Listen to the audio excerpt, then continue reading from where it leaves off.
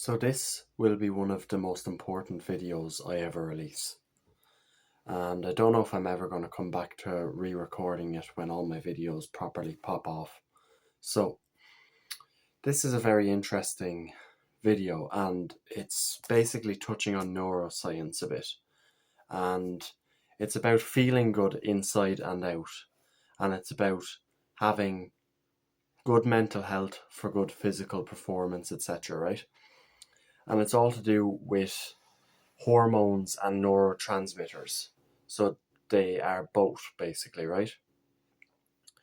And it is abbreviated to DOSE, is what it's called, right? And DOSE stands for dopamine, oxytocin, serotonin, and endorphins, right?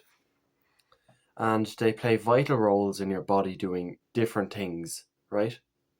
But it's very interesting because a lot of people talk about dopamine, but you forget about oxytocin, serotonin, and endorphins, and they are all vital to the human body, to any animal's body.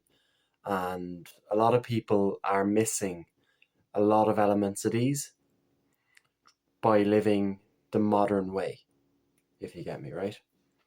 And you'll understand more as we go through the video, right? So let's start with dopamine, right? So everybody knows about dopamine at this rate, right? And it plays a role in many important body functions, including movement, memory, and pleasurable reward and motivation. Having high or low levels of dopamine are associated with several mental health and neurological diseases. So dopamine is where motivation comes from, basically, right? And it can affect how motivated you are to do the task.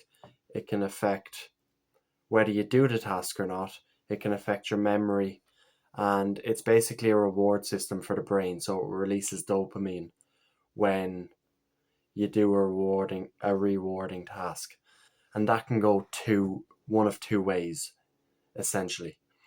So it can go with the bad habits like scrolling, video games, etc., right? Or you can do it the right way, meditate, journal, blah blah. We'll get into it in a few minutes, but doing the better habits, delaying gratification, is how you reset your dopamine receptors and live a better life with natural, good dopamine, where your dopamine receptors aren't fried and nothing is enjoyable to you. Because once you fry your dopamine receptors, you don't have a reward system for the brain as much, and nothing is as enjoyable as it used to be, right? So the next one we're going to talk about is oxytocin.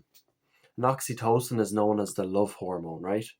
And it's produced in the hypothalamus and is released by the posterior pituitary, right? Now, bear in mind, I'm not a neuroscientist, right? I don't study neuroscience. I study law. So I'm going to botch these names and whatever, like. And I'm only going to give you a basic understanding of it. And I'm going to give you a book to read for when you're finished listening to this video if you want to learn more, okay? So anyway, back to oxytocin. Oxytocin is present in animals from early stages of evolution. So oxytocin has been found in animals since early ages of evolution. And in humans, it plays roles in behavior that include social bonding, love, reproduction, childbirth, and a period after childbirth. So oxytocin is the love hormone, right? But it also plays a vital role in women and birth. You're going to have to look that up yourself to figure out more, but I'm just telling you, I'm just breaking them down in basic form just to give you the habits, then things to do to help with your dose, basically, right? Is what we're going to call this, right? So on a basic level, that's oxytocin. It's the love hormone, basically, and it's also a neurotransmitter. Serotonin, same way, it's a neurotransmitter and a hormone, right? And as a neurotransmitter, Serotonin carries messages between nerve cells in your brain, so your central nervous system, and throughout your body, your peripheral nervous system. And its biological function is complex. It touches on diverse functions, including your mood, your cognition, your reward, learning, and memory. And serotonin affects like a lot of things, right? And all these, they're interconnected in one way or another because they're all hormones. So it's all about feeling good, right? And the feel good hormone we're going to get into in a minute.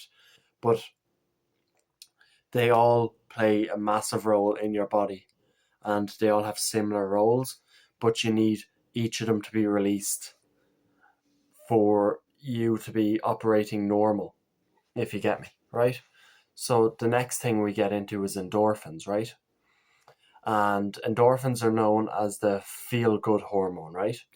And it is released in the pituitary gland and the hypothalamus in the brain. So as you can tell, they're all released in around the hypothalamus and the pituitary gland. Got it.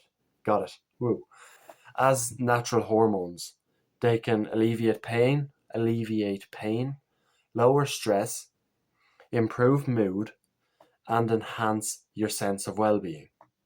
So the body releases endorphins when you do pleasurable activities such as eating, exercise, and coitus, right? So endorphins and serotonin, they both play a huge role in stress. So that's what you'd want to be looking into, right? And so as I said, then there's activities you can do that will release these, what are they called again, hormones naturally in you, and you're going to feel the best you've ever felt. And there's a load of habits, and I've broken them down into, I think, about 10 is what I've taken from it, right? So number one is a cold shower, cold exposure in general, right? So, cold exposure, taking breaks away from your phone, which you should be doing anyway, right? Social connection, so connecting with people, actually hearing people's voices, actually engaging in conversation face to face, but also even just a phone call, just connecting with someone on a social level, hearing their voice even will do it, right? Human touch, so hugs, kisses, coitus, anything with your partner or a family member, so like hugging a family member. We're not in Alabama, shouldn't have said that. But anyway, gratitude. So gratitude journaling, like I've been saying this entire time. Meditation, of course, breathing, um, having good nutrition. So eating your fruits, your veg, your meat, etc. You know what good nutrition is at the end of the day. So I'm going to pair these two together, sunlight and nature. So getting sunlight, exposing yourself to sunlight every day, and getting out in nature. You can do the two of these together. And make sure you are not walking with headphones on your head when you're out in nature and getting sunlight, right? Then you have stretching, which everybody knows they should be doing anyway. Exercise and heat exposure, right? Heat exposure. Heat exposure would be your saunas. Try at most 3 times a week for a sauna. Cold shower every day. Everything else every single day of the week. You know yourself. Exercise, I'll say minimum 3 times a week as well. Well, weight train 3 times a week anyway, and then do whatever you need to do after, like walk, run, swim, cycle, whatever you're into. So you should do these activities every single day if you get a chance to. Cold showers are easy. Not touching your phone is easy. You are always in a social environment, so talking with people, engaging in conversations, being social would be a great way, right? Human touch. You live with people, you live with your family, or you live with your significant other, so you can just give them a hug.